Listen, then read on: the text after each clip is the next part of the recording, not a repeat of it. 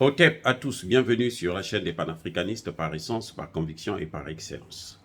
Celle des citoyens kémites par nécessité et obligation de combat.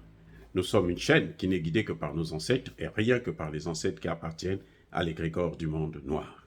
Par conséquent, nous ne croyons en aucun Dieu venu de l'étranger. Toutefois, cette vidéo n'est aucunement destinée à inciter à la haine ou à la violence, car nous menons un combat qui est d'abord et avant tout spirituel, intellectuel et démocratique.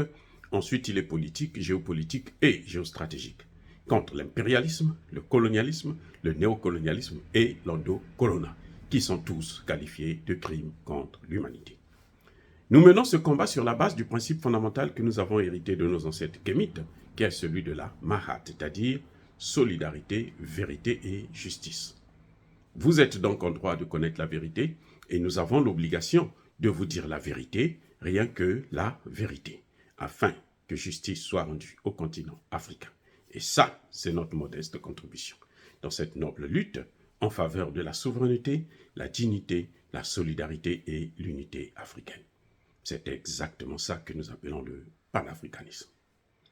Bien-aimés frères et sœurs, qu'est-ce que le M23? Le M23 est un mouvement qui est né dans le nord Kivu, en RDC, dans l'est du pays. Il est exactement né le 23 mars 2012. C'est pour ça qu'on l'appelle M23. En fait, M c'est mars, 23 c'est le 23. Donc, mouvement du 23 mars 2012. Et ce M23 est soutenu par Kagame. Pourquoi? Parce que, pour la plupart, ce sont des Rwandais qui sont rentrés au Congo et qui veulent occuper le Congo. Ils veulent occuper le Congo pourquoi? Ils veulent occuper le Congo pour les Occidentaux, pour les États-Unis, pour l'Allemagne, la Belgique, la France et les autres pays, qui se servent donc des matières premières, qui sont aujourd'hui à la pointe de la haute technologie, c'est-à-dire le coltan et le cobalt. La RDC regorge près de 75 à 80% de ces deux matières premières dans le monde. Ça se trouve au Congo. Et ces gens-là ont besoin de ça. Vous savez qu'aux États-Unis, par exemple, la voiture électrique est déjà très avancée, à la mode. Les Tesla, ce sont des voitures électriques.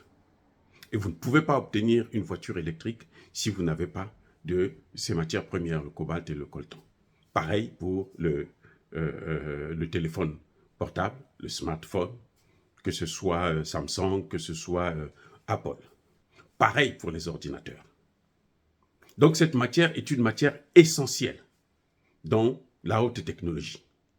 Vous avez entendu Emmanuel Macron la dernière fois vous dire que nous allons, avant qu'il n'aille au Congo, son dernier voyage au Congo, il est allé humilier Tshisekedi, il avait dit que nous allons développer la voiture électrique. Mais il comptait sur quoi? Vous croyez qu'il comptait sur le vent de la France ou sur l'air de la France? Non, il comptait justement sur ces matières premières. C'est pour ça que plusieurs années avant, lorsque Tshisekedi était encore président de l'Union africaine, Emmanuel Macron a négocié avec Tshisekedi pour mettre en place une base militaire, une école, via une école qui devrait former les officiers congolais dans la lutte contre le terrorisme. C'est ce que nous avons d'ailleurs critiqué très sévèrement, et on vous avait dit que ceux-là qui nous apportent le terrorisme, ce n'est pas avec eux qu'on peut régler le problème. La lutte contre le terrorisme doit se faire en dehors et loin de ceux qui sont les créateurs, les inventeurs, les soutiens, les financiers du terrorisme. Et le Mali, le Burkina Faso, maintenant le Niger sont en train de le prouver. L'efficacité de ces armées, loin, éloignée, épargnée de la présence militaire française, otanienne et européenne, en train de montrer son efficacité. C'est un travail des Africains. Ils doivent coordonner avec des nouveaux partenaires, ceux qui sont capables de nous donner, nous vendre, pas donner, cadeau, vendre les matières premières, les armes. Bref, le M23, donc c'est un mouvement, c'est en quelque sorte le Rwanda qui veut avaler le grand Zaïre, Congo, l'ex-Zaïre, le grand Congo. C'est-à-dire, l'Est, là seulement, c'est plus de 15 fois plus grand que tout le Rwanda. Et Kagame avait maintenant des visées impérialistes où il se disait qu'il doit créer un empire tout petit. Quand Kagame va en Angleterre pour aller prendre les réfugiés rejetés, déboutés de l'asile par l'Angleterre, les amener chez lui là-bas, c'était pour faire quoi? C'était pour les installer dans cette zone. Mais c'était sans attendre, hein, sans penser à une riposte, hein, à une prise de conscience des patriotes congolais qu'on appelle les Wazalendo. Le mot Wazalendo veut tout simplement dire patriote, nationaliste, en Swahili. Et c'était sans compter sur eux. Parce que s'ils comptaient sur l'armée, eh ben, tout était acquis puisque Tshisekedi ne peut pas et ne veut pas équiper l'armée pour faire la guerre. Donc Tshisekedi, ce qu'il fait, c'est qu'il prend tout, il divertit le monde. Comme il a fait avec la MONUSCO.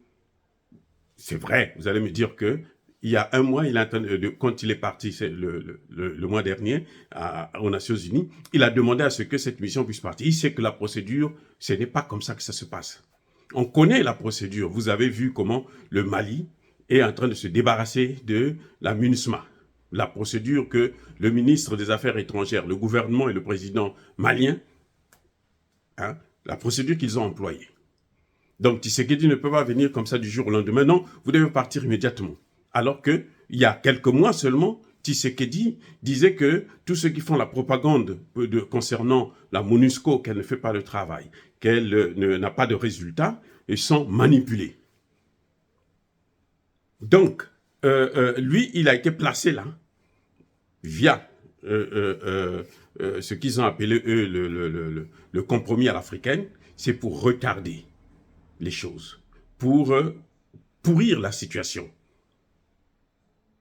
Et maintenant, les patriotes, des jeunes Congolais se sont levés dans l'Est du Congo, notamment dans le Sud.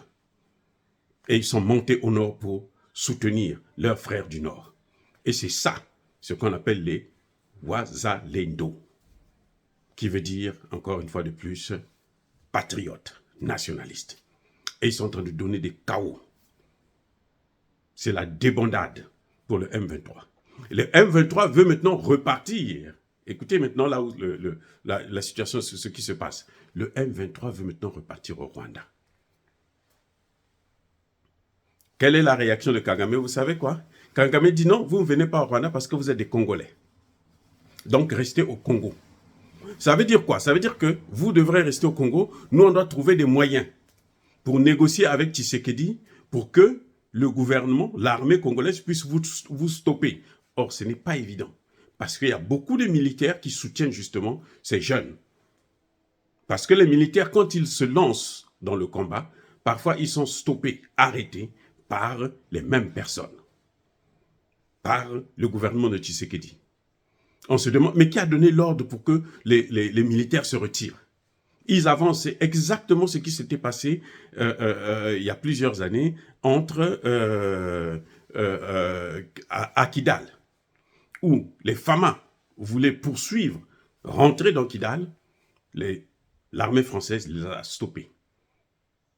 Et il y avait parmi eux le colonel Assimi Goïta.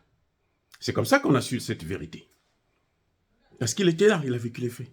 Et c'est d'ailleurs de là qu'est née sa vocation de sauver le Mali. Et c'est ce qu'il est en train de faire. Donc, il y a des militaires qui, chaque fois qu'ils veulent aller pour maintenant terminer avec le mouvement, eh ben, le gouvernement, il y a quelqu'un au niveau du gouvernement qui les stoppe.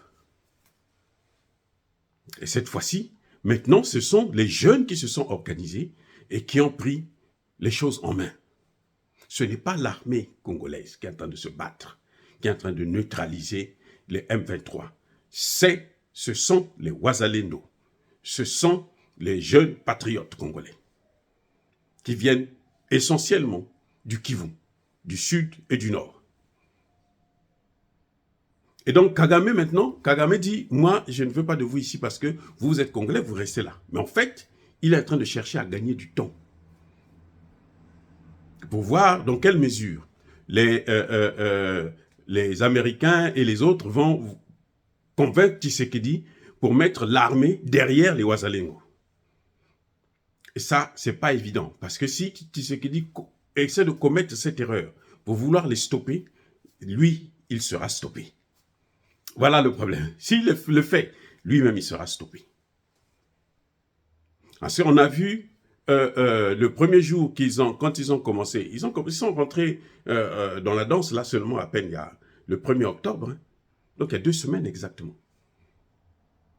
Et ils sont en train de ratisser le nord de Kivu. Les M23 qui voulaient maintenant descendre dans le sud, ils sont bloqués dans le nord et ils sont en train de fuir vers Kigali. Bref, on a vu que quand ils ont commencé leur offensive, qui apparaît? Imaginez qui? USAID. USAID descend pour rencontrer le Premier ministre congolais. C'est pourquoi? Ce conflit-là ne les intéressait pas. Hein. Mais non, maintenant, ça les intéresse. Parce que maintenant, leurs hommes sont en train de prendre des raclés. C'est vraiment des raclés, je parle bien de raclés. Et là, USAID vient pour essayer de corrompre. On va vous donner l'aide alimentaire, on va vous donner de l'argent. Il faut arrêter. Les États-Unis, le secrétaire d'État américain, demande maintenant au M23 et à l'armée de ne pas de protéger les civils.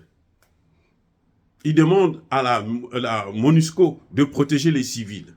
Ce qu'ils n'ont jamais fait depuis 30 ans. Ça fait près de 15 millions de morts.